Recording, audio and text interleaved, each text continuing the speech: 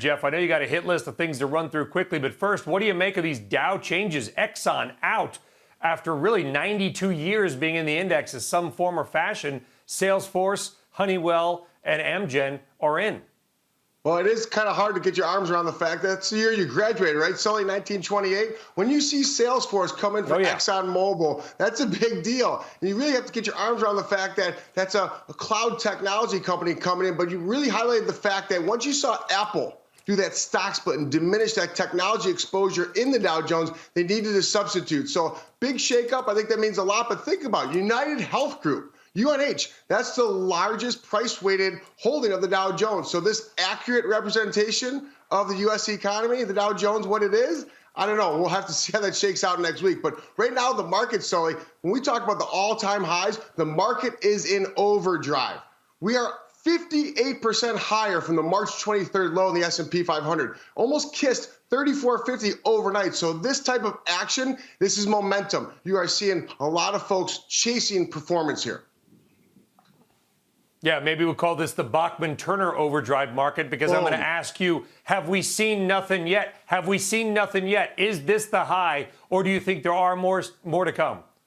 There's more to come. It's interesting to see. I don't get political, Sully, you know that. But here we are 10 weeks away from the election. As long as we see optimism of the market about another 4 years for the Trump administration, I think the stock market stays elevated. If we see Joe Biden, the Democrats gain, I think you'll see some headwinds. So this is not a political statement. This is trading. The stock market is a forward pricing mechanism. And right now, it seems that the stock market is being intact due to policies staying intact.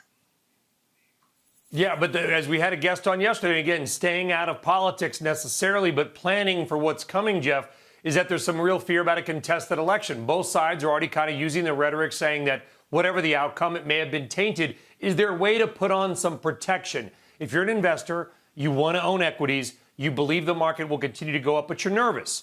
Is there a way to maybe hedge yourself a bit against some kind of political turmoil?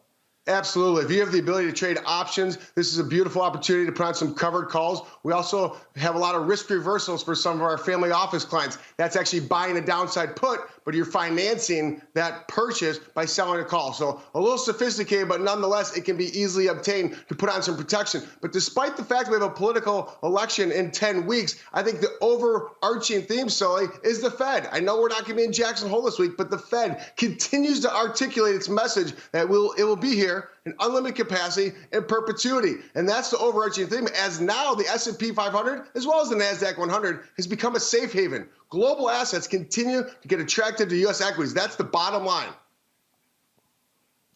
Yeah, our guest from UBS earlier said that the Fed impact hadn't even been felt yet fully, that UBS thinks that the market could keep going higher because the Fed will continue just to keep coming in here. By the way, yesterday, Jeff, financials and energy led the market. I can't remember the last time I've said that in years.